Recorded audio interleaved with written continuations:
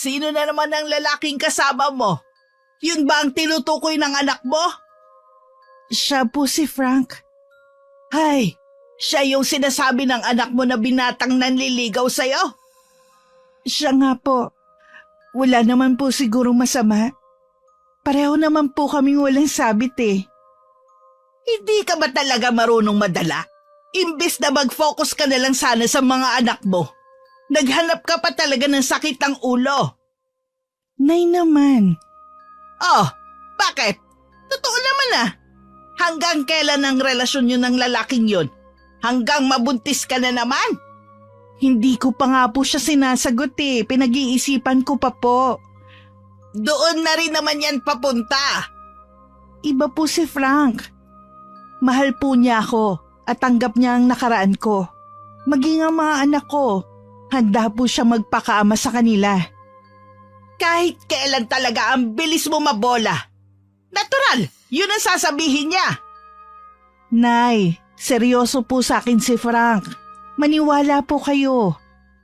Kailan mo lang nakilala ang lalaking yan? Tapos, sa construction lang ang trabaho. Para ka talagang kumuha ng bato na ipupukpok sa ulo mo. Gamitin mo nga yung utak mo. Huwag niyo na pong matahin si Frank dahil lang sa klase ng trabaho niya. Sinasabi ko lang ang totoo. Kapag walang pukpok, wala ring kita ang mga yan. Ano kayo mabubuhay sa kakarampot na sahod ng lalaking yon? May trabaho naman po ako. Hindi ko naman sa kanya ipapaako ang responsibilidad sa pagbuhay sa 3 kong anak. Paano kung bigla ka na naman mabuntis? Hindi ko pa nga po sinasagot si Frank. Buntis na agad ang nasa isip niyo. Dahil kilala kita kaya ako to nasasabi. Ito lang ang tandaan mo ha. Kapag nabuntis ka ulit, wag mo na sa akin paaalagaan. Tama nang inalagaan ko ang 3 mong anak. Matanda na ako. Gusto ko namang sarili ang isipin ko. Napapagod na rin ako baka akala mo. Gusto ko lang naman po maranasan magkaroon ng pamilya eh. Ang maging masaya. O bakit? Hindi pa ba kami sapat sa'yo ng mga anak mo? Para masabing pamilya tayo? Hindi ka kasi marunong makontento. Ang ibig ko pong sabihin, yung may makakatuwang sa buhay.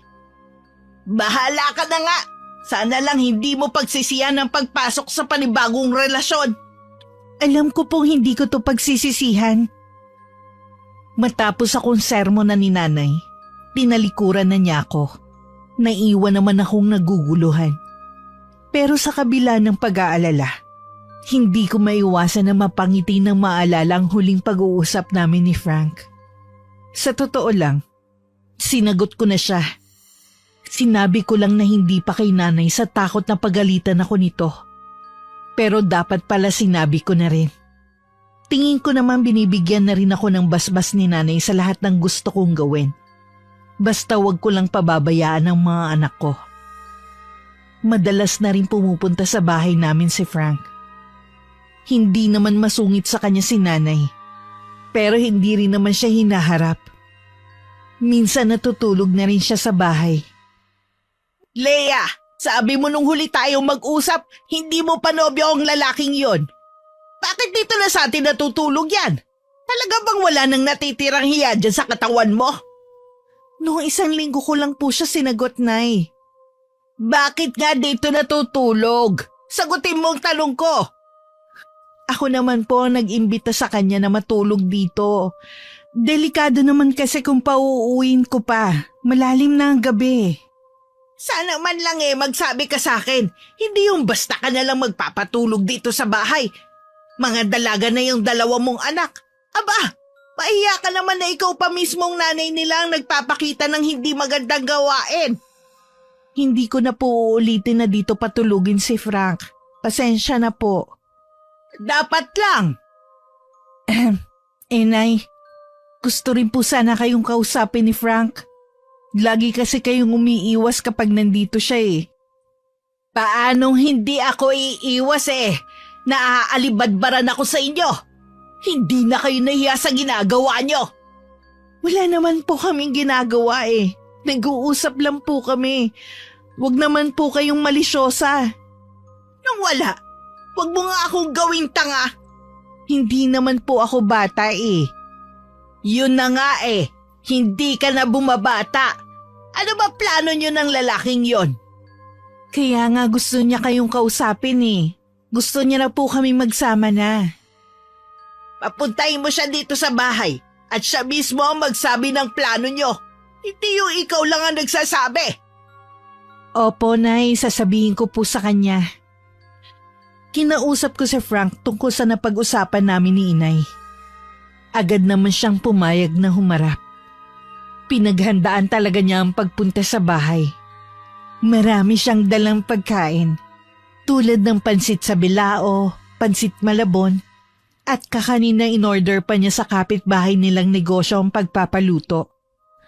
Magkahalong kaba at excitement ang nararamdaman ko ng mga oras na yon, habang hinihintay naming lumabas si nanay sa kwarto nito. Wala na atang balak lumabas yung nanay mo eh. Huwag kang mainip. Matagal talaga yun mag-ayos. Nung bago ka pa kasi dumating, katatapos lang niya maligo. Matagal talaga yun magbihis. Pero lalabas na rin yun maya-maya. Bakit nga pala wala ata yung dalawang anak mo? Yung bunso mo lang nandito. Malamang kasama ng mga kaklase. Sinasamantala na walang pasok sa eskwelahan. Ganun ba? Kahit ako nainip na sa paghihintay kay nanay. Kaya naman pinuntahan ko na siya sa kwarto at kinatok. Hindi naman nakalak kaya tumuloy na ako. Naabutan ko si nanay na nakaupo sa gilid ng kama at hawak ang cellphone. Nay, kanina pa pala kayo bihes, ba't hindi pa kayo lumalabas? Kanina pa naghihintay sa inyo si Frank eh. Bakit ba? Nagpapahinga pa ang tao eh. Nay naman, kanina pa po naghihintay sa inyo si Frank. Hayaan mo nga siya maghintay. Ang dami pa naman niyang dinalang pagkain, tapos ayaw niyong harapin yung tao. Bakit ba ikaw yung atat na makaharap ko yung lalaki na yan? Hindi naman po sa ganun, Nay. Tara na nga lumabas. Nagpatiuna na si nanay lumabas. Naiiling naman akong sumunod sa kanya. Si Frank naman, lalong kinabahan ng itsura nang magkaharap na sila ni nanay. Nagpunas pa nga siya ng pawis sa noo. Para mawala ang nararamdaman niyang kaba, tinabihan ko siya sa upuan. Si nanay naman, umupo sa pang-isahang upuan sa tapat namin. Magandang hapon po, Aling Lucia. Ayoko ng maraming ligoy. Ano bang intensyon mo sa anak ko? Malinis po ang intensyon ko sa anak nyo. Kaya nga po humaharap ako sa inyo eh. Alaga? Kahit 3 na ang anak niya sa iba't ibang lalaki? Tanggap ko pong nakaraan niya. Hindi naman po niya kasalanan kung naloko siya ng 3 beses. Paano yan? Hindi mo pwedeng pakasalan ng anak ko dahil kasal siya sa una. Hindi ko man po siya mapapakasalan. Habang buhay naman ang pagsasama ang kaya kong ialok sa anak nyo. Habang nabubuhay po ako, mamahalin ko ang anak nyo. Kasama na po ang mga mahal niya sa buhay. Baka naman sa umpisa lang yan. Baka naman kapag nabuntis mo ang anak ko tumulad ka rin sa mga nauna niyang naging karelasyon. Basta na lang tumalikod sa responsibilidad nila. Hanggang ngayon hindi na mga nagpakita kahit man lang suporta sa mga anak. Naku, hindi naman po nila ako katulad. Kaya ko pong panindigan si Leia. Sa totoo lang, diskumpiyado ako sa'yo. Maliban kasi sa binata ka, mas bata ka pa kay Leia. Ano bang nakita mo sa anak ko? Hindi lang naman po ako sa panlabas nagbabase. Alam ko pong mabait at marunong makisama si Leia. Isa po yun sa mga katangian na nagustuhan ko. Maging po ng pamilya ko. Ibig mo bang sabihin na kilala na ng pamilya mo ang anak ko? Opo, tanggap po nilang relasyon namin. Ano ba talaga ang pinakaplano ninyo? Kung papayag po kayo, gusto na po sana namin magsama. Ilang buwan pa lang kayong may relasyon. Natitiyak na po namin sa mga sarili namin na gusto na namin magsama. Naniniwala naman po ako na makikilala rin namin ang isa't isa kapag nagsama na po kami sa isang bubong. Saan nyo naman balak tumira kung sakaling magsasama na nga kayo? Nay, kasi po plano namin na dito tumira. Gusto po sana ni Frank na magpagawa kahit maliit na kapiraso na bahay dito sa tabi ng tinitirhan natin. Eh bakit dito? Bakit hindi sa kanila? Akala ko ba tanggap ka ng pamilya niya? Marami na po kasi sila sa bahay nila. Lahat po ng mga kapatid ni Frank na may pamilya na sa bahay nila nakatira.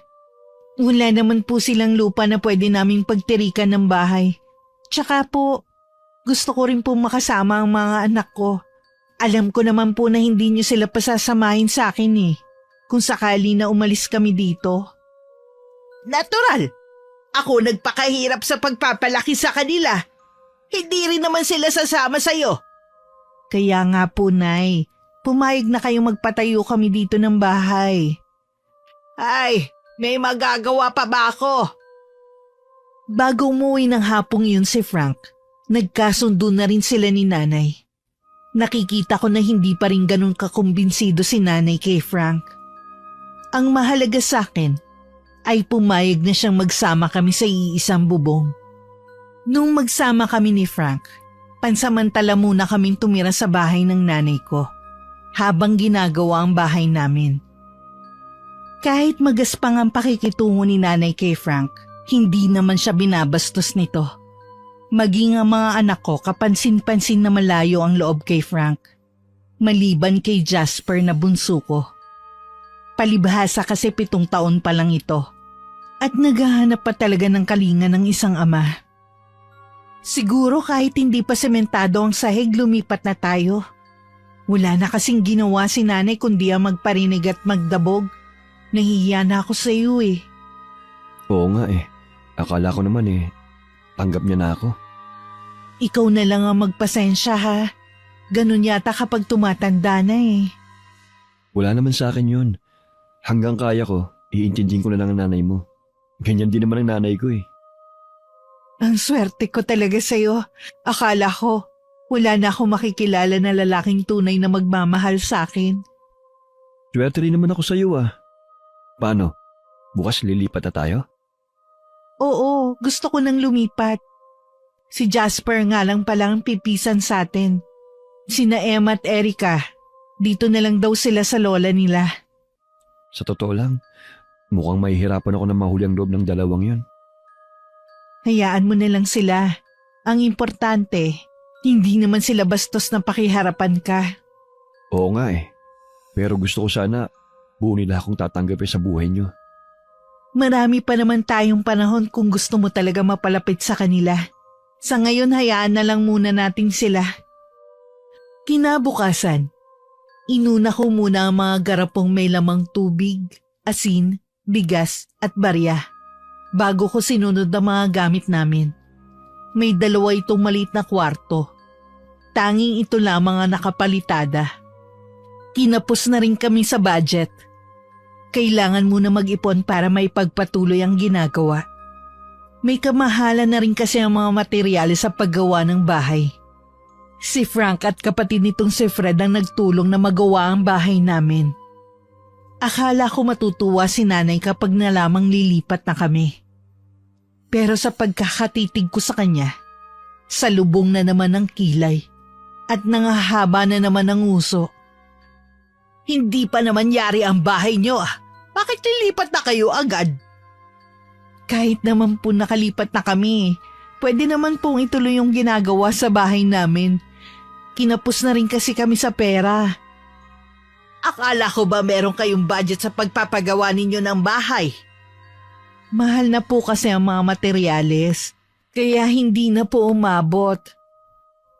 Pinigil ko na lang ang sarili ko na sabihing nagmamadali rin kaming makalipat para matigil na ang pagpaparinig niya sa amin. Sa kabila na kami ang gumagastos sa bahay, hindi pa rin ako kontento si Nanay. Lagi pa rin niya kaming hinahanapan. Naghanap na rin ako ng trabaho noon. Kaya lang hindi ako pinalad na makakuha ng trabaho sa malapit. Parang gusto ko tuloy magsisi kung bakit agad akong umalis sa pinapasukan ko. Naisipan ko na lang na magtinda sa tapat ng bahay namin ng mga merienda. Kahit papano naman ay may kinikita ko at nakakapagbigay ako ng pera kay nanay. Ngunit nang minsan nag-abot ako, hindi nito tinanggap. Bakit po? Gasino lang yan. Kulang yan. Bakit naman po kulang? Para naman po ito sa 1 linggong pagkain nyo. Ako naman po nagbabayad ng kuryente at tubig natin. Ako din po nagbibigay ng baon sa mga anak ko. Mahal na ang bilihin ngayon, palibasa kasi hindi ka naman pumupunta ng palengke. Dadagdagan ko na lang po sa Sabado kapag sumahod si Frank. Napilitan na rin tanggapin ni nanay ang inaabot kong pera, kahit nakasimangot ito. Mabuti na lamang maunawain si Frank. Inako na rin niya ang pagbibigay ng pera kay nanay kapag kinakapos ako. Hayaan mo na. Nasa kanya naman kasi yung 2 anak mo eh. Tsaka, wala namang maaasahan ng nanay mo kundi ikaw. Minsan gusto kong mainis kay ate. Kaya siya nagpakalayo-layo para maiwasan ang manipulasyon ni nanay. Ang tatay naman namin, kung kailan tumanda na, tsaka naman ng babae. Minsan naiisip ko, kaya siguro lagi ako niloloko dahil sa akin tumatama ang karma na ginawa ni tatay. Huwag mo nang balikan ang nagpapasakit ng kalooban mo. Ang importante naman nakakaraos tayo kahit papano nang hindi humingi ng tulong sa kanila. Hindi ko lang kasi maiwasan na magdamdam sa kanila. Siyempre, namimiss ko rin sila. Unti-unti na naman akong pinangilidan ng mga luha sa mga mata. Niyakap na lang ako ni Frank at hinagod ang likod ko. Nang mga sumunod na araw, tumumal ang benta ko ng mga merienda. Nakarating sa akin na meron daw nagtitinda rin ng katulad ng paninda ko. Mas kumpleto daw doon at maraming pagpipilian. Kaya naman itinigil ko na lang ang pagtitinda ko kaysa naman malugi ako. Imbes na makatulong ako kay Frank sa mga gastusin, lalo patuloy na dagdagan ng responsibilidad nito sa amin. Kaya naman nag-isip ako ng pwede pang maging racket habang nasa bahay ako. Bakit hindi ka nalang maghanap ng trabaho? Sinubukan ko naman po, kaso wala pong gustong tumanggap sa akin. Paano yung mga anak mo? Aba, Leia, kakarampot na nga lang ang pensyon ko na ibibigay ko pa sa mga anak mo. Nagbibigay naman po ako Gasino lang ba ang inaabot mo? Para sabihin ko sa iyo kulang na kulang. Kung hindi nga lang po nakakaya tatanggap na ako ng labada. Bakit naman hindi? Marangal na trabaho naman yun. Maraming nakakapagpatapos ng mga anak dahil sa paglalabandera. Magpapatulong na lang po ako sa kaibigan. Baka may alam silang pwedeng pasukan. Bahala ka na nga! Pakiramdam ko, para akong nauupos na kandila sa pagod sa araw-araw na pag-iisip kung saan ako kukuha ng pera. Marami na nga akong iniisip. Sumabay pa si Frank na gabi-gabi na lang na umuuwing lasing. Saan ka na naman uminom? Birthday kasi ni Jopet Nagyayang uminom Kaya naman kung tatanggihan ko. Sana naman bawasan mo ang pag-iinom mo. Baka dyan ka pa madisgrasya na uuwing lasing Nag-aalala ka rin pala sa akin, no? Siyempre naman. Ano nakakatawa sa sinabi ko? Wala naman. Sige, hindi na ako mag-iinom. Tara na matulog. Inaantok na ako Hindi ka na ba maghahapunan? Busog pa ako Pinakain din kasi ako ng pansit ni Jopet. Mabuti ka pa, busog na. Ha? Ano yung sabihin? Wala. Sige na, mahiga ka na dyan. Magsasara lang ako ng pinto. Pasuray-suray nang pumasok sa loob ng kwarto namin si Frank. Na tanging kortina lamang ang tabing. Ako naman, napapabuntong hininga na lamang na naupo muna. May ilang oras ding nakatingin lang ako sa kawalan. Iniisip ko ang sitwasyon namin ng mga anak ko. Kinabukasan, araw yun ng linggo at walang pasok sa trabaho si Frank. Kapag ganung walang pasok, nagbababad talaga siya sa higaan. Hinahayaan ko naman dahil alam kong pagod. Habang nasa kusina ako at nagpapakulo ng tubig na isasalin ko sa thermos, sunod-sunod na kalabog ang narinig ko sa labas. Tila bang may mabigat na bagay ang bumabagsak sa lupa. Iniwan ko muna ang nakasalang na takore at saka ako lumabas. Medyo madilim-dilim pa sa labas ng mga sandaling yun. Si nanay ang nakita ko. Tinatambak sa gilid ng bahay namin ang mga malalaking kahoy na sisibakin. Katapat pa naman yun ng kwarto namin. Ang aga naman yan, Nay. May natutulog pa ho eh. Tanghali na, nakahilata pa rin kayo? Tulog pa kasi si Frank. Pagod po yun sa trabaho. Abay, gumising na kamo siya tanghali na. Nung araw bawal na bawal kami magbabad sa higaan. Kailangan madaling araw pa lang gising na kami at nag-uumpisa sa gawaing bahay. Nay, iba naman po nung panahon nyo. Buhay pa nun sina lolo't lola. Pareho lang yun. Ang kaibahan lang ang mga kabataan ngayon, puro tamad. Pumasok na lang uli ako sa bahay. Baka kasi kung saan pa mapunta ang pagtatalo namin ni nanay. Kilala ko pa naman siya. Hindi talaga nagpapatalo pagdating sa katuwiran. Kahit wala na sa hulog. Napasukan ko si Frank na pupungas-pungas pa na naupo sa upuan. Nagising ka ba sa ingay?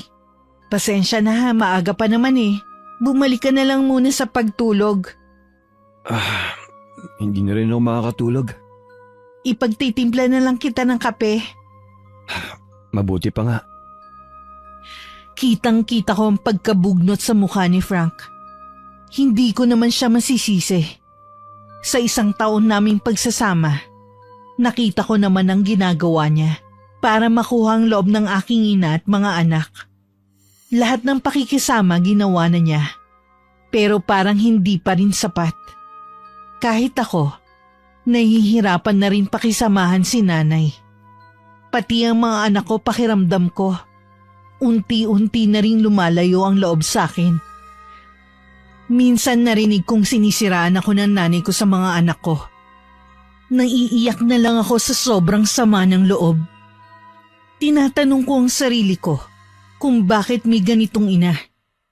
Itinago ko na lang ang lahat ng yon para hindi na kami magkasagutan na mag-ina at lumala pa ang away namin. Pero dumarating talaga sa punto na nakakaubos na rin ng pasensya. Hindi ka pa pala nakakabayad ng kuryente natin? Sa Sabado pa po kasi ang sahod ni Frank. Babayaran ko naman po yan sa Lunes. Maliit lang naman po yan. Hindi pa naman tayo mapuputulan. Kahit na. Dapat kasi nagtatabi kayo ng pera pambayad sa kuryente at tubig. Pasensya na po, Nay. May binayaran po kasi ako sa eskwelahan ng mga bata. Yun po muna ang inuna kong bayaran. Baka naman kasi pinagtatagawan ka ng pera ng asawa mo. Kaya kayo kinakapos. Kung ikaw ba naman nagtatrabaho na, hindi sana tayo kinakapos ng ganito. Aba, malayo pa ang lalakbayin ng mga anak mo. Si Jasper, elementarya pa lang. Ano, aasa ka na lang ba sa kakarampot na kita ng asawa mo? Nay naman, ginagawa naman po namin ng asawa ko ang lahat. Para matugunan ang pangangailangan natin lahat. Hindi nga sumasapat. Kung hindi naman po pala sumasapat, sana po gumawa rin kayo ng paraan. Hindi yung lahat na lang inaasa nyo sa amin. Anong gusto mo? Magtrabaho ako? Sa tanda ko ba naman to? Gusto mo pa akong kumayod? Wala naman kasi kayong ginagawa kundi magreklamo Baka nakakalimutan mo. Ako ang nag-alaga sa 3 mong anak. Nagreklamo ba ako nun? Nagtatrabaho naman po ako noon Maliban po sa allowance ng mga bata, may tinatanggap rin kayo sa akin. Ako rin po nagpaayos ng bahay nyo. Aba, ikaw pa talagang may gana manumbat ngayon pagkatapos ng lahat ng sakripisyong ginawa ko sa'yo at sa mga anak mo. Hindi naman po ako nanunumbat. Gusto ko lang naman pong sabihin, sinuklian ko naman po ang paghihirap ninyo sa akin. Oh, hindi ba panunumbat yan? Eh ikaw nga, hindi mabuhay ng walang lalaki. Hindi ka na nahiya. 3 ang anak mo sa iba't ibang lalaki. Tapos ngayon, may kinakasama ka na naman. Baka kapag nagbuntis ka iwan ka rin yan. Parang pinapanalangin niyo naman po na mangyari ang bagay na yan sa akin eh. Sinasabi ko lang ang posibleng mangyari sa'yo dahil sa kalandian mo. Grabe naman kayo magsalita sa akin ng ganyan. Hindi ko na kinaya ang mga sinabi ni nanay sa akin. Tumalikod na lang ako at umiyak ng umiyak sa loob ng bahay namin. Nang mga sumunod na araw, hindi pa rin kami tinigilan ni nanay. Madalas pa rin siya magdabog kapag nakikita niya kami sa labas ng bahay. Nag-iingay rin siya kapag alam niyang natutulog pa kami tuwing umaga. Ano na naman bang ingay ang ginagawa ng nanay mo? Huwag mo na lang pansinin. Matulog ka na lang ulit. Ano pa ako makatulog eh? Sige pa rin sa pag-iingay ng nanay mo. Bakit hindi lang kaya niya gibay ng bahay natin? Makabangon na nga lang. Magluluto na lang ako ng almusal natin. Kahit mabigat ang pakiramdam ko, pinilit ko na lang bumangon. Si Frank naman, nagdadabog na pumasok sa banyo. Hanggang sa harap ng almusal, walang kaimik-imik si Frank. Alam ko naiinis pa rin siya hanggang ngayon. Kaya nung makita ko siyang nagbihis ng pang-alis, hindi na ako nagulat. Siya, pupunta na naman siya sa kumpare niya. Kina Jopet ka ba pupunta? Hindi. Uwi muna ako sa amin. Ha? Uuwi ka rin ba mamaya? Hindi ko pa alam. Anong hindi mo alam? Nakakapagod na kasi. Imbis na makapagpahinga ako kapag walang trabaho, hindi. Kasi walang ginawang nanay mo kundi mambulahaw sa atin. Hinaan mo naman ang boses mo. Baka marinig ka. Mabuti nga yun eh. Para alam ng nanay mo na hindi na tamang ginagawa niya. Umalis ka na nga lang kung aalis ka. Ang dami mo pang sinasabi eh. Talagang aalis na ako rito. Diyan ka na nga. Nang humakbang si Frank papunta sa may pintuan, akma ko pa siyang pipigilan. Pero iwinaksilang niya ang kamay ko. Naiyak na lang ako ng tuluyan na siyang umalis. Buong maghapon na lang ako nagmukmuk dito sa bahay. Wala rin kasi akong ganang lumabas. Nung bandang hapon, kinatok ako ni nanay. Inakala kong isa sa mga anak kong kumakatok, kaya agad kong binuksan ang pinto. Huli na para maitago ko pa ang pamumugto ng mga mata ko. Sa lubong ang kilay na tinitigan ako ni nanay. Umiiyak ka ba? May kailangan po ba kayo? Nag-away ba kayo ng lalaking yon? Ano naman ang pinag-awayan ninyo? Dahil po sa inyo kaya kami nagtalo kanina. Bakit kasalanan ko? Hindi nyo man lang inisip na pagod araw-araw yung tao sa trabaho. Tuwing linggo na nga lang siya nakakapagpahinga eh. Tapos wala na kayong ginawa kundi mag-ingay. Para kayong bata. Ay, yung bunga nga mo Akala mo kaedad mo lang ako para pagsalitaan ng ganyan. Sumusobra na kasi kayo. Sinisigawan mo na ako Wala kang utang na loob na babae ka. Napaigik na lang ako sa sakit nang hilahin ni nanay ang mahaba kong buhok. Pilit ko naman inaalis ang kamay niya sa ulo ko. Pero lalo lang niyang hinaltak. Dala ng emosyon, naitulak ko si nanay ng malakas. Nang titigan ko ang nanay, nang lilisik ang mga mata niya. Nakakuyom din ang mga kamao niya na para bang anumang oras, sasaktan niya ako. Ingrata ka talaga! Walang yaka! Wala kang utang na loob! Hindi ko naman po sinasadya na maitulak kayo. Huwag kang lumapit sa akin! Tatandaan ko tong ginawa mo sa akin! Yang mga sinabi mo! Nay, pasensya na po. Si Frank bang dahilan kung bakit lumalaban ka na ngayon? Yung lalaki bang yun ang pinagmamalaki mo? Hindi po, Nay. Dahil sa ugali ninyo. Ang tagal ko na po nagtitiis sa inyo alang-alang sa mga anak ko.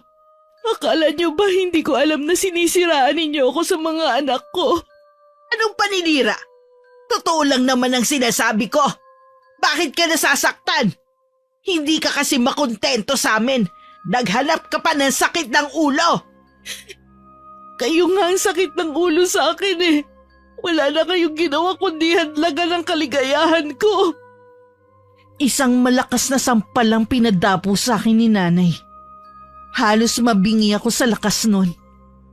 Napahawak ako sa pisngi ko habang umaagos ang luha. Kitang-kita naman ang galit sa mukha ni nanay. Akmang lalapitan pa niya ako nang dumating ang mga anak ko at inawat ang kanilang lola. Marami pang maaanghang na salitang binitiwan sa akin si nanay bago sumama sa mga apo pauwi sa kabilang bahay. Ako naman, humagulgol na lang dahil sa sama ng loob. Parang gusto kong sumigaw para kahit papano ay maibsan ang nararamdamang bigat dito sa dibdib ko. Pagkatapos nun, pinilit ko nang iwasan si nanay. Kahit labag sa loob ko, tumanggap ako ng labada para kahit papano ay magkaroon ako ng sariling pera. Sa loob ng 1 linggo, 3 labada ang tinatanggap ko. Araw ng linggo, habang nagluluto ako ng hapunan, biglang dumating si Frank. Akala ko hindi ka na uuwi. Maaari bang di ako uuwi rito? Kahapon pa kita hinihintay. Akala ko talaga hindi ka na uuwi. Baka kako tuluyan mo na akong iniwan. Hanggang kanina kasi yung trabaho namin. Tinapos na namin para hindi na namin balikan bukas. May panibago na naman kasi akong trabaho eh. Mabuti nga hindi ka nababakante eh. Hindi naman kasi ako sanay na walang trabaho. Lalo na ngayon, pamilyado na ako. Pagpahinga ka muna. Malapit na rin tong maluto. Bago pumasok sa kwarto, inabot muna sa akin ni Frank ang sahod niya sa linggong yon. Ibinulsa ko muna yon bago binalikan ng pagluluto. Nang makatapos, tinawag ko si Jasper at inutusan ko na magdala ng ulam sa kabilang bahay. Habang naghahapunan, binanggit ko kay Frank na naglalabada ako para pandagdag sa gastusin namin dito sa bahay. Akala ko ba ayaw mo ng ganyan trabaho? May pagpipilian ba ako? Ang dami ko nang inaplayan pero hindi pa rin ako natanggap. May edad na rin kasi ako eh. Huwag kang mawala ng pag-asa. Makakahanap ko rin ng trabaho na aakama sa'yo. Sana nga. Nahihirapan na rin kasi ako kay nanay eh. May nangyari ba habang wala ako? Sinaktan niya kasi ako eh. Hirap na akong intindihin siya. Niyakap naman ako ni Frank. Hindi ko na rin napigilan pa ang umiyak ng umiyak. Hinayaan naman niya akong ilabas ang lahat ng hinanakit na naipon dito sa dibdib ko. Nang mahimasmasan ako, ikinuwento ko lahat kay Frank. Maging ang paninira sa akin ni nanay sa mga anak ko. Naiiling na lang si Frank pagkatapos niyang marinig ang lahat ng sinabi ko. Umalis na lang kaya tayo rito. Ayoko. Hindi ko kayang iwan ang mga anak ko dito. Noon pa naman ganyan ka nang tratuhin ng nanay mo. Kapag wala kang maibigay sa kanya, lagi siyang galit sa'yo. Ngayon ko lang din naisip. Kaya ako iniiwan ng mga nakakarelasyon ko. Dahil yun sa kanya. Baka naman iwan mo din ako. Hindi ko yun gagawin sa'yo. Pangako yan. Walang sino man ang makakapagpahiwalay sa atin. Pinanghawakan ko ang pangakong yun sa akin ni Frank. Kahit papano, naging panatag na ako dahil alam ko, lagi lang siyang nariyan para sa amin ng mga anak ko. Iniiwasan ko na lang hanggat maaari si nanay. Sa anak ko na lang iniaabot ang perang binibigay ko sa kanya. Hindi pa rin naman siya tumitigil sa pagpaparinig sa amin ni Frank. Madalas pa rin siya mambulahaw kahit natutulog pa kami. Wala na kaming ginawa kundi ang magpasensya. Isang hapon kararating ko lang galing sa paglalabada nang pumunta sa bahay si nanay. Nagtataka ako dahil ngiti-ngiti ito sa akin. Buti dumating ka na. Kanina pa kita hinihintay eh. May kailangan po ba kayo? Oo, nakausap ko ang tiyang meding mo kaninang umaga. Di ba nagtatrabaho sa Kuwait ang panganay nun? Naghahanap daw kasi ang kapatid ng amo niya ng Pinay na kasambahay. Sabi ko, pwede ka kako kasi nakapag-abroad ka na dati. Nay, di po ba nasabi ko na wala na akong balak na mag-abroad pa? Hindi po naging maganda ang karanasan ko sa mga naging amo ko noon. Ibang bansa naman to eh. Tsaka, mababait ang magiging amo mo.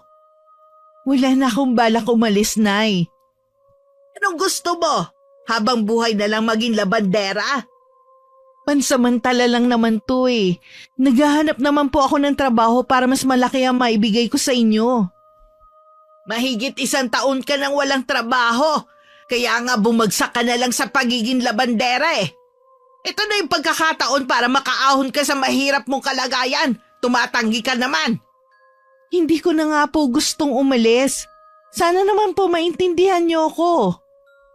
Bakit ayaw mo? Dahil ba sa lalaking yon? Hindi ko na nga po gustong umalis. Ang tigas talaga ng bungo mo, no?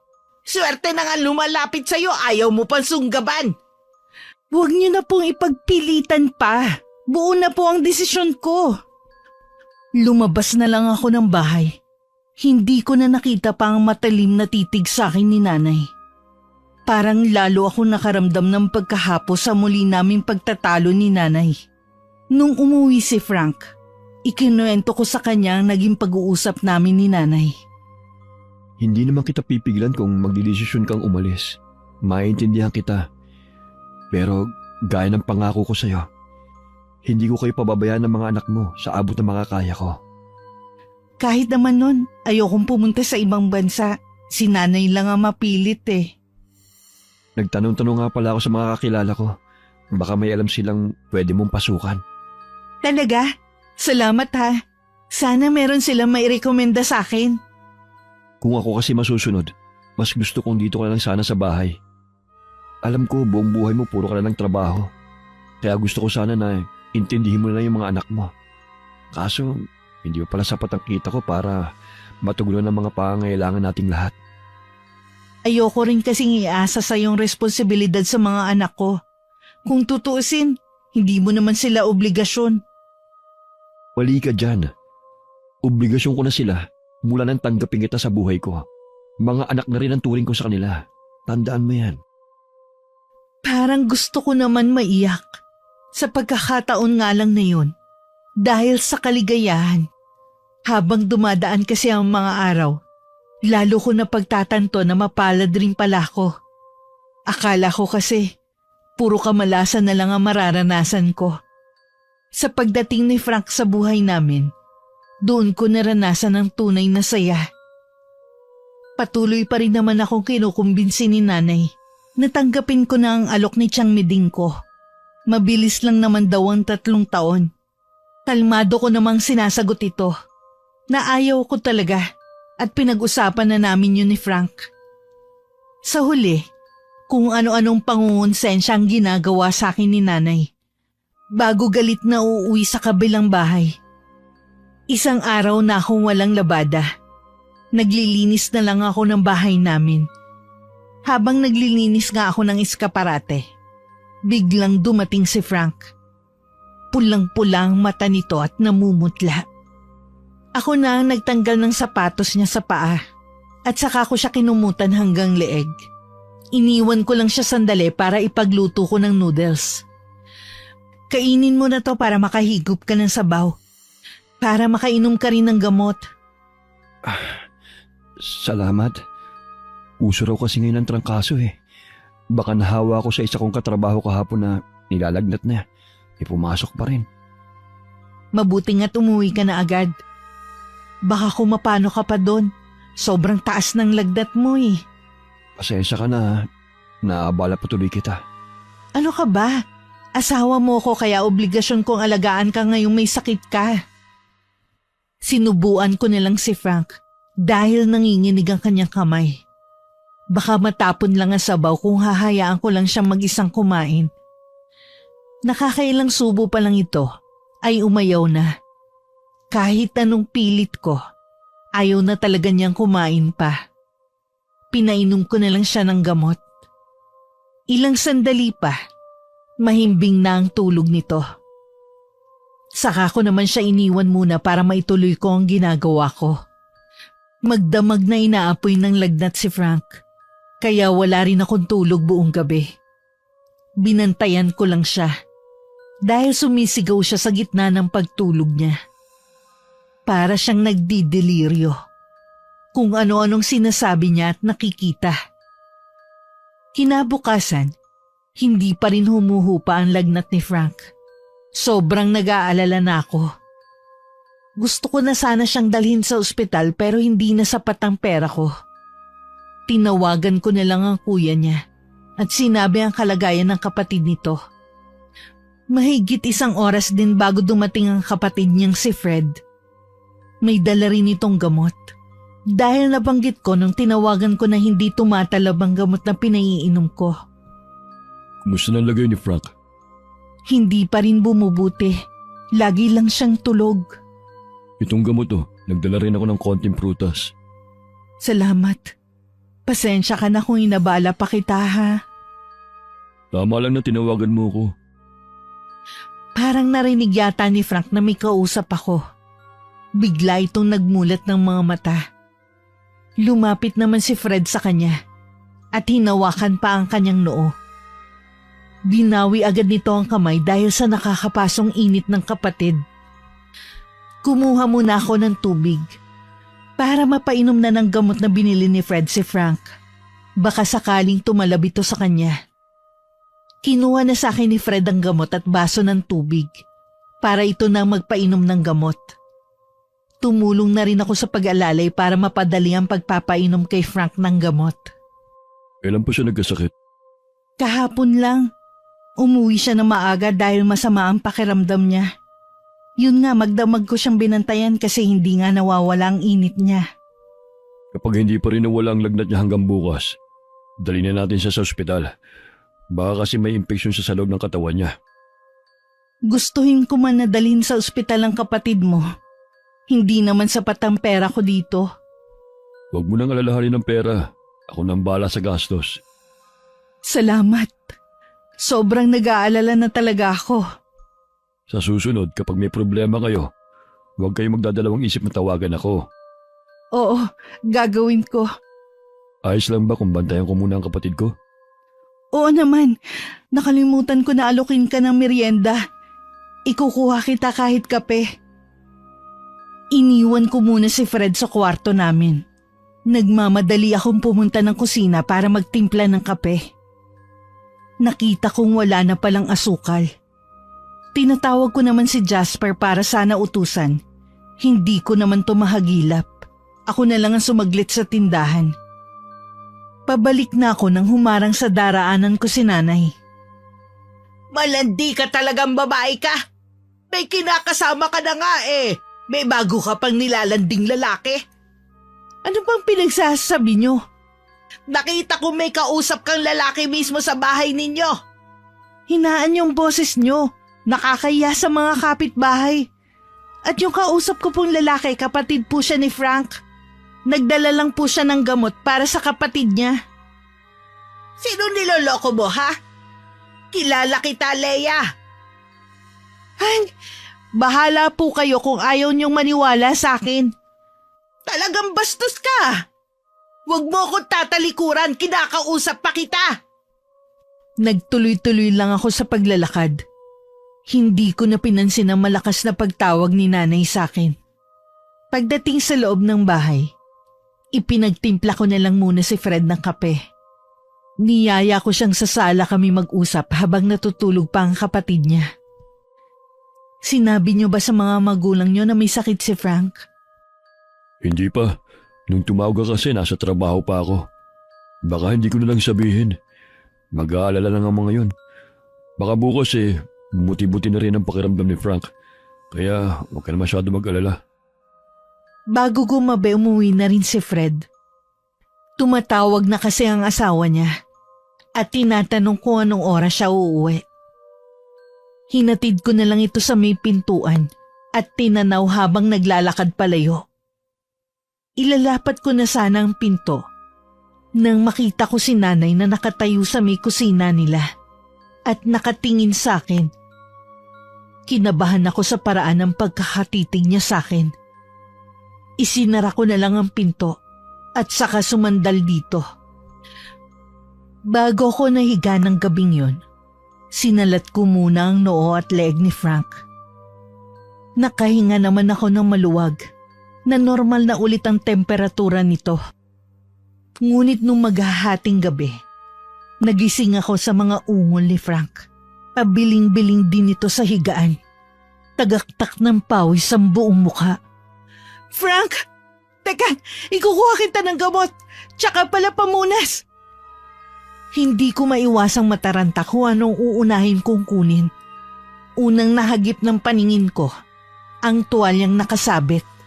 Pinunasan ko muna si Frank at inalis ang kumot nito. Basang-basa ito ng pawis, pero sobrang nakakapaso ang init ng katawan nito. Kinuha ko na rin ng gamot at isang basong tubig.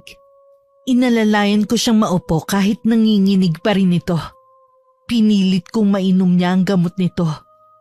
Tsaka ko siya ibinalik sa pagkakahiga.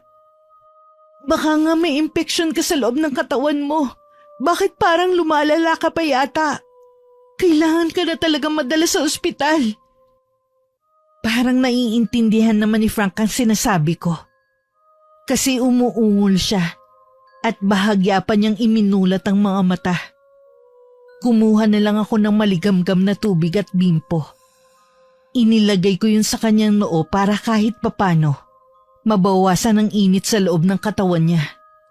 Binantayan ko na lang siya buong gabi.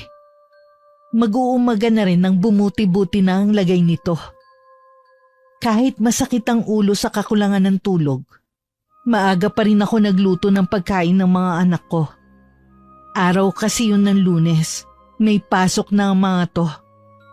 Dahil sa Jasper lang ang sa amin natutulog, ginising ko na rin siya. Tsaka lang ako nakapahinga nang makapasok na ang mga bata sa eskwelahan.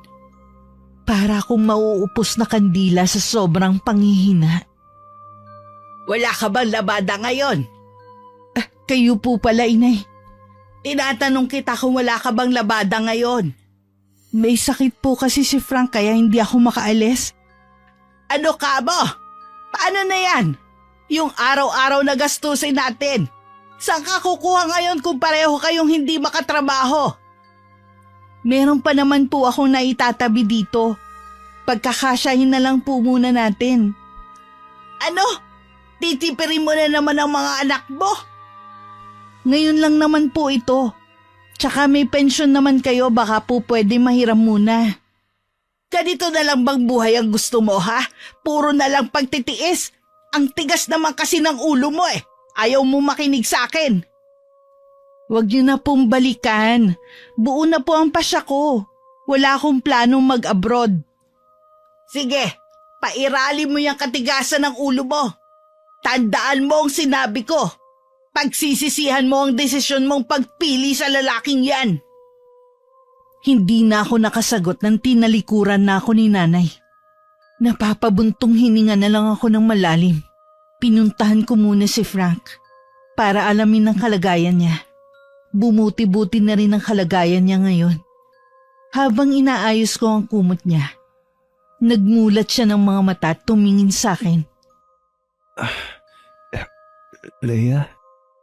Gusto mo na bang kumain? Ikukuha lang kita ng... Hindi pa naman ako nagugutom. Kumain ka kahit konti. Kailangan mo rin kasing uminom ng gamot. Pakiramdam ko... Mamamatay na ako, Leia. Ha? Huwag ka nga magsalita ng ganyan. Simpleng lagnat lang yung nararamdaman mo. Nararamdam ko na hindi lang simpleng sakit na dumapo sa akin. Tignan mo. Ha? Anong ibig mong sabihin? Dahan-dahan tinanggal ni Frank ang kumot sa kanyang katawan. Itinaas rin niya ang damit. Isang tili ang hindi ko napigilan. Halos bumaliktad rin ang sikmura ko sa nakikita ko. Nang hindi ko na matiis, lumabas ako ng kwarto at nagdududuwal sa lababo. Ano yan? Totoo ba yan? Oo, Leia. Totoong nakikita, Ma. Buhay pa ako. Pero inuuod na.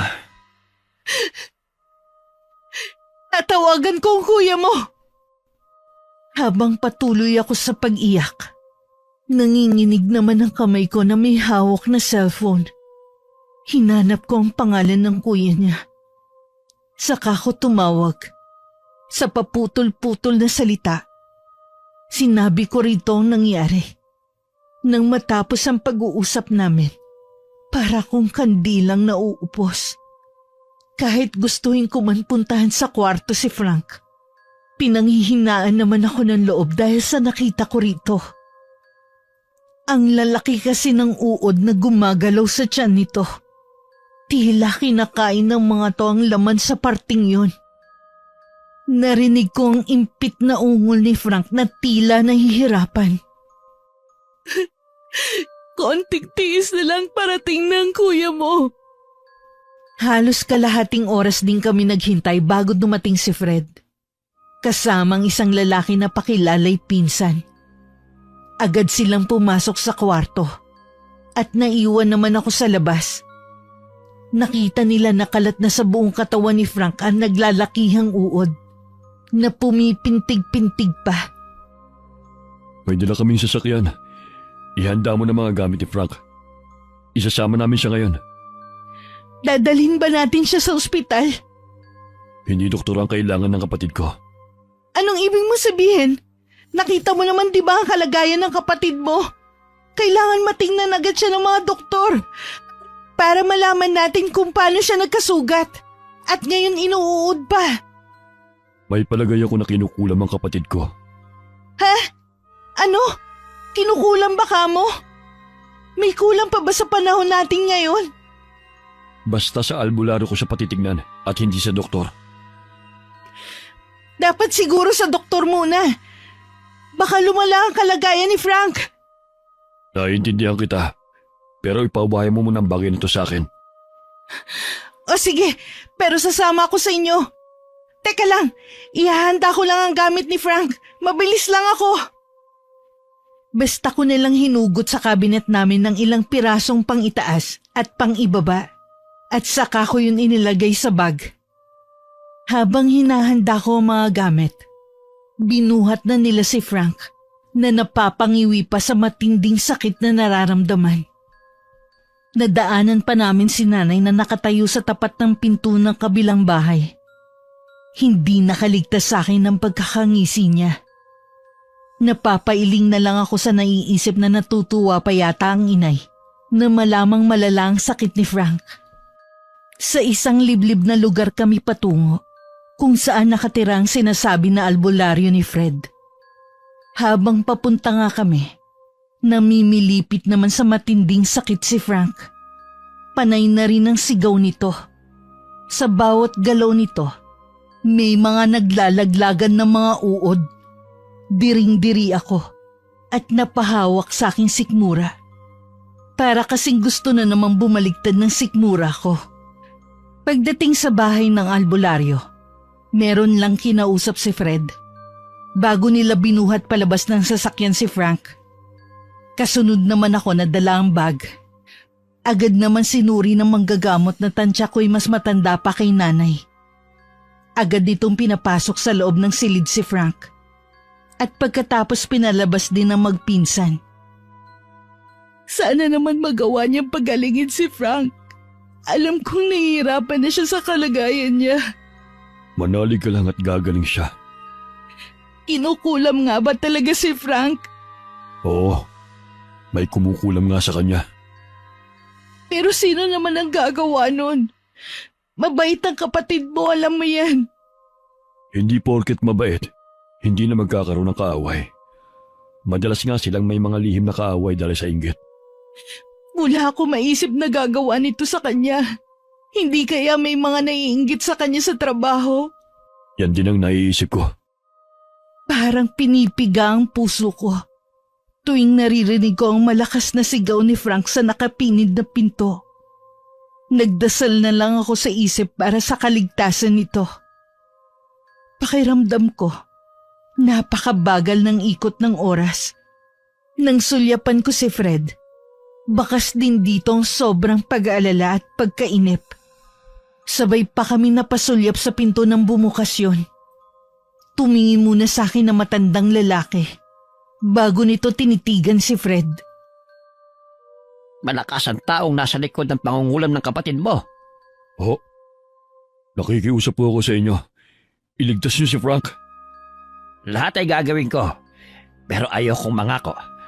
Matagal na siyang unti-unting kinukulam hanggang sa lumala na ito. Sana kung naagapan pa ng mas maaga.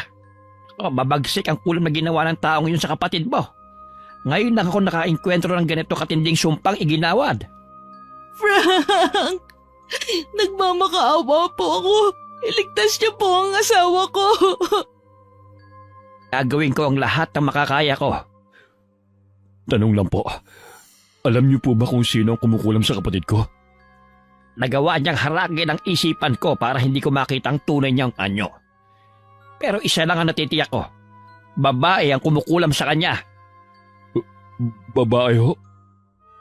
Nagkatinginan na naman kami ni Fred sa sinabing yun na matandang albularyo. Pareho kami nag-iisip kung sino nga bang maaaring gumawa nun kay Frank. Hindi ko na naman napigilan ng lumuha hanggang mauwi sa paghagulgol na naman. Bumalik na muli sa loob ng silid ng matandang albularyo. Tumagal pa ng ilang oras bago muli itong lumabas na malungkot ang aura. Biglang kumabog na mabilis ang dibdib ko. Napailing-iling din ako nang hindi sumasagot ang albularyo nang tanungin nito ni Fred kung kumusta na ang kapatid. Parang ipinako na lamang ang paa ko sa sahig. Si Fred naman, mabilis na pumasok sa loob ng silid. Isang malakas na sigaw ang gumulantang sakin. Matinding lakas na loob munang inipon ko bago ako humakbang papasok sa loob ng silid. Napatutup ako sa bibig nang makita ko ang itsura ng katawan ni Frank. Puno ng sariwang sugat ang mukha at katawan nito. Tila pinahirapan ng husto si Frank bago ito kitlan ng buhay. Kinailangan balutin ng tela ang buong katawan ni Frank. Sinabi rin ng matandang albularyo na kailangan mailibing agad ang katawan nito dahil siguradong mangangamoy ito. Sa bahay ng mga magulang ibinurol si Frank. Sa pangatlong araw, ipinalibing na rin namin ito dahil sa matinding amoy na lumalabas sa selyadong kabaong nito. Halika nang umuwi. Tayo na lang ang naiwan dito sa sementeryo. Ayoko pa. Marami pa ako gusto sabihin kay Frank na hindi ko nasabi noon. Bakit pa ang malas ko? Kung kailan naman natagpuan ko na ang lalaking sumeryoso sa akin at tumanggap, kinuha naman siya agad ng kamatayan. Naiintindihan kita. Kasalanan to ng babaeng kumulam sa kanya. Hindi ako papayag na hindi makaganti sa kanya. Paano ka gagante kung hindi naman natin alam kung sino siya? Maraming paraan para malaman natin kung sino siya. Kung sakali ba, tutulungan mo ko na maipaghiganti si Frank? Oo, gusto kong iganti ang sinapit niya. Gusto kong mas matindi pa ang sapitin niya. Muling bumalong ang mga luha sa mga mata ko. Napayakap na lang ako kay Fred. Ibinuhos ko ang lahat ng bigat sa dibdib ko. Pagbalik ko sa bahay, kahit wala pa akong ganang kumilos, tumanggap na agad ako ng labahin kinabukasan. Pag-uwi ko naman nung hapon, nadatnan ko si nanay sa bahay. Nailibing na ba si Frank? Opo, Nay. Ba't ang bilis naman yata? Yun po kasi ang gusto ng pamilya niya. Bakit nga pala hindi man lang kayo pumunta? May pamasahe ka bang ibinigay sa amin? Sana po ay nangutang muna kayo. O kahit yung mga bata na lang ang pinapunta nyo? Baon na nga ako sa utang dito, dadagdagan ko pa. Nung wala ka nangutang ako ng pera para may ipambaon sa mga anak mo. Kanino po ba kayo nangutang at babayaran ko po? Sa may tindahan at kay Chang Meding mo. Sa tindahan po muna ang uunahin ko bago po yung kay Chang. Ikaw ang bahala kung sino sa kanila ang uunahin mong bayaran. Basta babayaran mo sila ngayong linggo. Opo, Nay. Magpapahinga na lang po muna ako. Teka, ngayong wala na si Frank. Ano na ang plano mo? Hindi ko pa po alam sa ngayon. Anong hindi mo pa alam? Aba, magugutom tayo kung hindi ka gagawa ng paraan. Paano na ang mga anak mo? Kasya pa naman po ang kinikita ko sa paglalabandera. Tsaka ako na lang po iisipin ng ibang bagay. Nagdadalamhati pa po kasi ako sa pagkawala ni Frank. Kahit buong taon ka pa magdalamhati dyan, hindi mo na maibabalik pa ang buhay niya. Alam ko naman po yun. Pero bigyan mo po sana ako ng panahon makapagluksa. Ay, bahala ka na nga. Nang mapag-isa, muli na naman ako napaiyak. Kahit saan kasi ako tumingin, mukha ni Frank ang nakikita ko. Buong bahay na yon ay puno ng alaala niya. Isang araw lang ang naging pahinga ko sa paglalabas sa loob ng linggong yon. Inasikaso ko naman ang paglilinis sa bahay namin. Itinago ko na rin ang mga damit at ibang gamit ni Frank. Nasa silid ako nang may kumatok sa pinto. Si Fred ang napagbuksan ko. Pasok ka. Kukunin mo ba ang mga gamit ni Frank? Nailigpit ko na nga eh. Ipansadya ko sa'yo. Ano yun? Nandito ba ang nanay mo? Nasa kabilang bahay siya nakatira. Pero wala siya ngayon. Dumalaw sa isa naming kamag-anak sa baba. Yung mga bata naman mamayang hapon pang uwi mula sa eskwelahan. Alam mo ba na ang nanay mo may kagagawan sa pagkamatay ng kapatid ko? Ano? Hindi niya yung magagawa. Wala naman siyang alam sa pangungulam eh. Hindi siya mismong may gawa, pero inutos niya. Umamin na ang mangkukulam na binayaran niya. Imposibleng sinasabi mo. Baka nagkakamali ka lang. Eto pa, kagagawan din ng nanay mo kung bakit iniwan ka ng 3 lalaking tatay ng mga anak mo. Sagad hanggang buto ang kasamaan ng nanay mo. Tanging si Frank lang ang pinatay niya kasi alam niyang hindi ka nito iiwan. Paano niya nagawa sa akin ang mga bagay na yon? Bakit? May binanggit si Frank dati. Kinausap daw siya ng nanay mo na iwan ka na. Hindi ka rin kasi makapagdesisyon na umalis dahil sa kanya. Nang hindi siya pumayag, binantaan siya nito na may masamang mangyayari kapag hindi ka iniwan. Si nanay? Siya ang nasa likod ng lahat ng to. Ngayong alam mo na, tuparin mong sinabi mo na tutulungan mo kong gumanti sa taong nasa likod ng pagkamatay ng kapatid ko. Hindi ko kaya. Nanay ko pa rin siya. Hindi ko siya magagawang saktan. Sagad hanggang buto ang kasamaan ng nanay mo. Kailangan na maputo ng ginagawa niya. Kunin mo to. Nakasulat dyan ang mga gamit na kailangan mong kunin sa kanya. Hindi na ako nakapagsalita pa hanggang sa umalis si Fred sa bahay ko. Naguguluhan ako at hindi makapaniwala sa nangyari. Ibinulsa ko muna ang papel na ibinigay sa akin ni Fred. Nang marinig ko ang pagdating ni nanay sa kabilang bahay, pinuntahan ko siya agad. Naabutan ko siyang nagtitimpla ng kape. Bakit namumugto pa rin yung mata mo? Huwag mo sabihin hanggang ngayon iniiyakan mo pa rin si Frank. Kayo ba nagpakulam kay Frank? Ha? Anong sinasabi mo dyan? Anong kulam? Palay ko dyan. Huwag na kayong magmaang-maangan pa. Alam ko na ang totoo. Pati sa mga nauna kong karelasyon, kayo rin pala ang may kagagawan kung bakit nila ako iniwan. Ang sama nyo. Huwag mo akong masigaw-sigawan Anak lang kita. Utang mo sa akin kung bakit nabubuhay ka sa mundong ito. Kung ganyan rin lang naman pala ang gagawin ninyo sa akin, Sana hindi na lang kayo ang naging ina ko. Walang yaka talaga. Pagkatapos kitang buhayan at palamunin, yan ang mapapala ko sa'yo. Kakalboy kita. Aray, pitiwan niyo nga ang buhok ko. Aray! Hindi! Kakalboyin kita para magtanda ka! Ang lakas na loob mo sumagot-sagot sa akin! Napapaiyak na lang ako sa sakit sa pagkakasabunot sa buhok ko ni nanay. Pilit akong kumakawala, pero lalo lang niyang hinaltak ang buhok ko. Pakiramdam ko, malapit na matanggal ang anit ko sa ulo. Nagawa pa nitong iumpog ang ulo ko sa pader. Halos magdilim na ang paningin ko sa lakas ng pagkakaumpog niya. Hindi pa man ako nakakabawi sa hilo. Muli na naman niyang inuntog ang ulo ko sa pader. Mabuti na lamang dumating ang dalawa kong anak na babae. Inawat nila ang lola nila at inilayo sa akin. Bitiwan niyo ako! Papatayin ko ang babaeng yan! Walang utang na loob!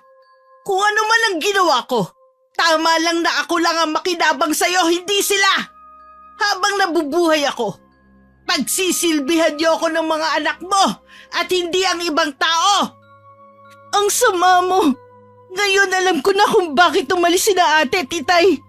Walang kasing itim ang budhi mo. Sana sumama na lang din ako sa kanila. Wala akong pakialam kung yan ang tingin mo sa akin. Sa ayaw at sa gusto mo. Tatanggapin mo ang trabahong inaalok sa'yo ng tiyang meding mo. Kung ayaw mong si Jasper na ang isunod ko. Hayop ka! Huwag mo idadamay ang anak ko! Bitiwan niyo akong dalawa! Magsasama-sama kayong mag-iina! Pare-pareho kayo mabubulok dito! Itinulak pa ni nanay ang dalawa kong anak palapit sa akin. Umiiyak na rin sila dahil sa takot sa kanilang lola. Niyakap ko nilang sila ng mahigpit. Tahan na mga anak. Makakawala rin tayo sa manipulasyon ng lola ninyo. Hindi ako papayag na masaktan kayo. Ibinigay ko kay Erica ang kaperasong papel.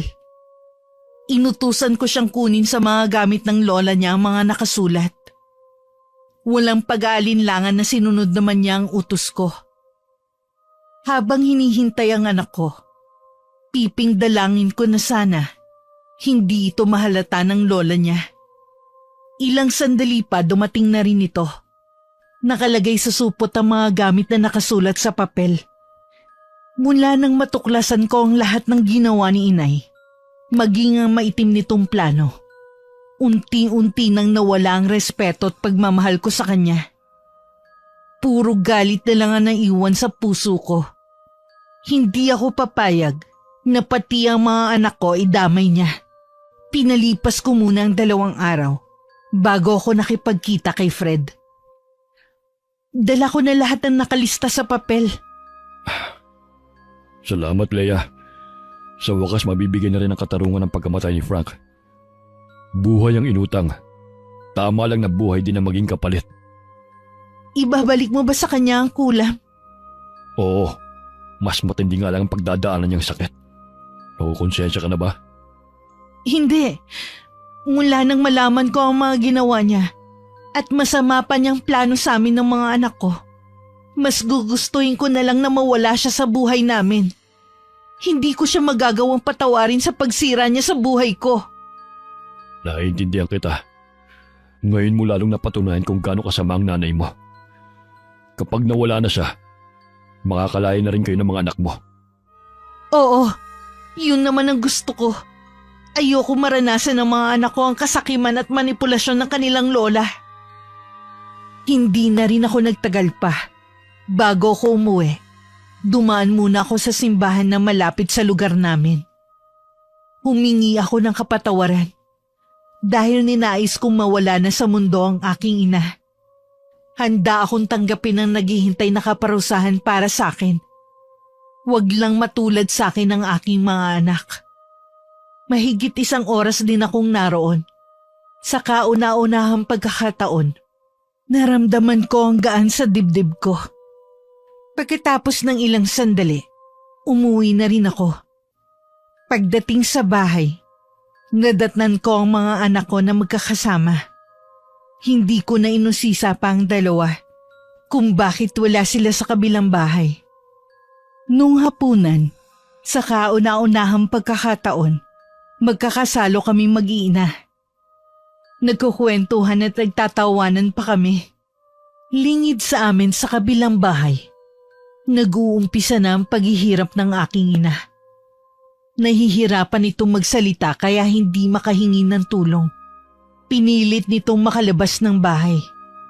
Pero hindi nito magawang mabuksan ang padlock. Naririnig pa niya ang tawanan naming mag-iina. Nagpaalam lang ako sandali sa mga anak ko. Sabi ko pupuntahan ko lang ang lola nila. Inay, nasan po kayo? Bakit hindi po kayo nagbubukas ng ilaw dito? Dinalhan ko kayo ng ulam. Leia! Tulong! Tulungan mo ko! Nandito ako! Nandyan lang pala kayo eh. Bakit parang hirap na hirap kayo? Tulungan mo ko, anak! May nangyayari sa akin! Ano ka mo? Anak? Ngayon tinatawag niyo akong anak dahil may kailangan lang kayo sa akin. Pakiusap! Ayoko pang mamatay. Ayaw niyo pang mamatay? Pero bakit pinakulam niyo si Frank? Bakit dinayaan niyo siyang mamatay? Hindi! Hindi ko sinasadya! Tulong! Nasaan ang mga apo ko?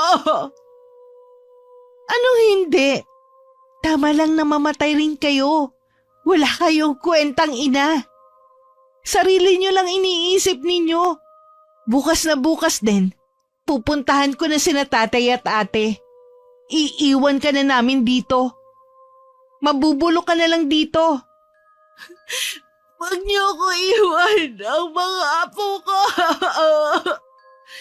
Kahit paulit-ulit yung tawagin ng mga apo nyo, hindi nila kayo tutulungan. Ikaw ba nagpakulam sa akin? Oo, bilang ganti sa ginawa ninyo kay Frank. Walang yaka! Walang yaka talaga! Walang utang na loob! Ilang beses ko na yan narinig sa inyo. Hindi na ako tinatablan pa. Paano ka nagkaroon ng kaalaman sa kulam? Ang kapatid ni Frank ang nakatuklas sa lahat. Anak! Patawarin mo na ako! Patigilin mo na kung sino gumagawa nito sa akin. Nakikiusap ako. Wala na po ako magagawa pa. Sana kasi, bago ninyo ginawa yan sa kapwa ninyo, sana naisip nyo din baka bumalik sa inyo. Leia! Leia, pakiusap! Pilit akong inaabot ni nanay habang naghihirap siya. Lumayo naman ako. Habang hindi ko mapigilan ng matawa sa paghihirap ng aking ina. Ilang minuto ko muna siyang minasdan. Tinubuan na rin siya ng mga sugat sa buong katawan. Maging ang kanyang buhok ay naglalagas na rin. Kinapa ko kung may natitira pa akong awa kay inay. Pero wala akong maramdaman na kahit ano. Tumalikod na lang ako't lumabas ng bahay. Hindi ko na kailangan pang makita ang magiging katapusan niya. Pagbalik ko sa bahay, nagliligpit na ang mga anak ko. Walang kamalay-malay ang mga to sa nangyayari sa kanilang lola ng mga oras na yon. Sabi ng lola ninyo, matutulog daw siya ng maaga ngayon. Kaya ayaw niyang maistorbo. Kaya wag na kayong pupunta doon.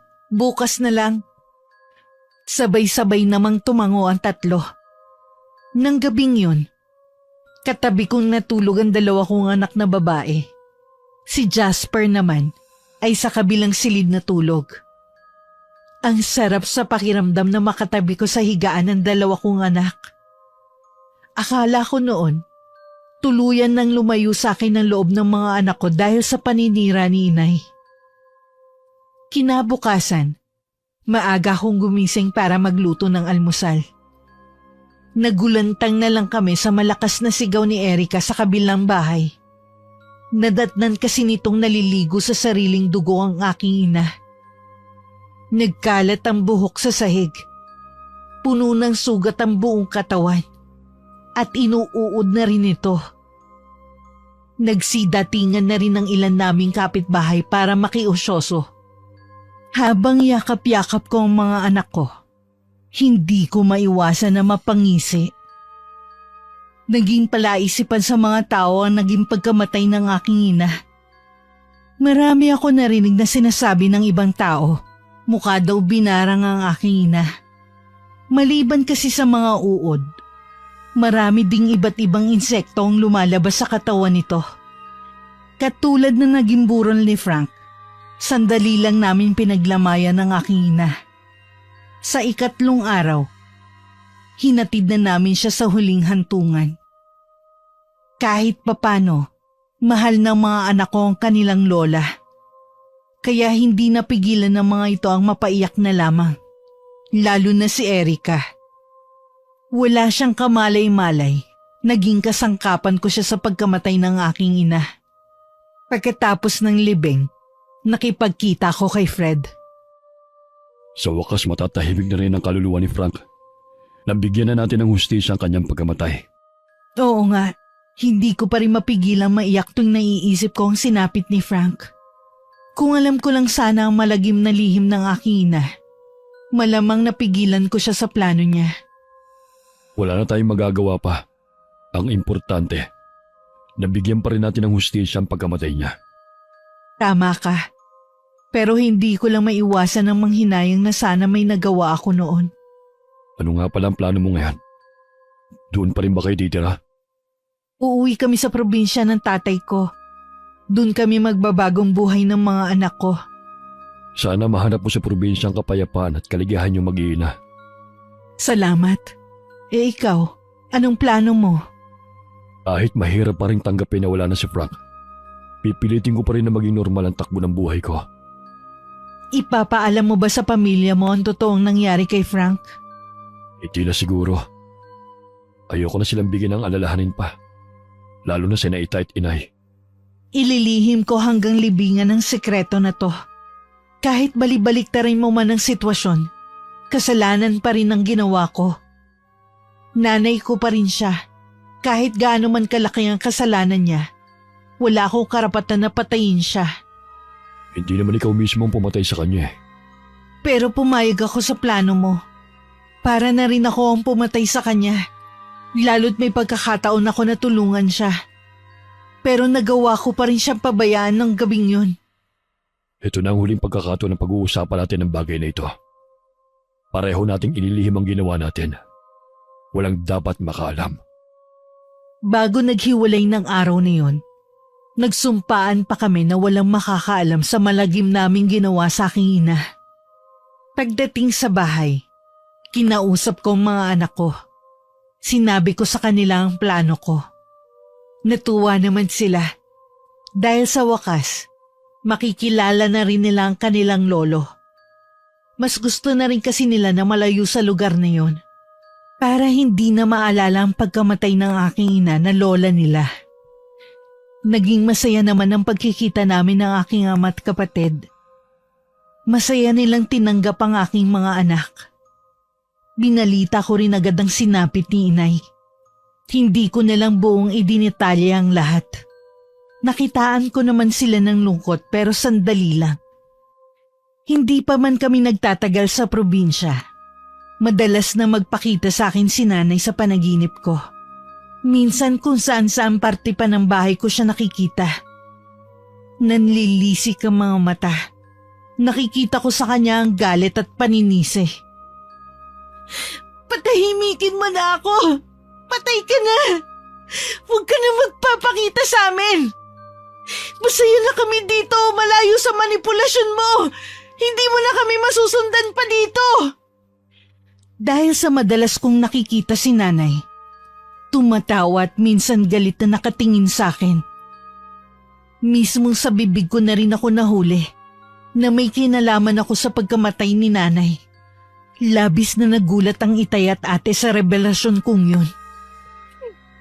Hindi ko naman sinasadya na gumanti lang ako sa mga ginawa niya sa akin.